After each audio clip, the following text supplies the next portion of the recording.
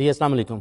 जी मेरा नाम अली साजिद है और मेरा तल्लुक़ government girls primary school Thakkar से है। हमें PSRP फ़ेज़ 2 में एक स्कूल अलॉट हुआ था। हम बिल्कुल उससे पहले PEF को नहीं जानते थे, लेकिन अभी जब आज का हम पहला सेशन हमने अटेंड किया है तो हमें जो है ना वो, और स्पेशली सर मुज़म्मिल की जो ट्रेनिंग थी उसने हमारे अंदर जो है ना वो एक एनर्जी भर दी है। तो स्पेशली थैंक्स कि उन्होंने हमें इतनी अच्छी ट्रेनिंग दी और हमें इतना जो है ना वो उसमें मज़ा आया। और ऐसे जब ये चीज़ें जो है ना बच्चों पे इम्प्लीमेंट होंगी और ये चीज़ें होंगी तो हमारे पंजाब के बच्चे बहुत ज़्यादा जो है ना वो ग्रो करेंगे।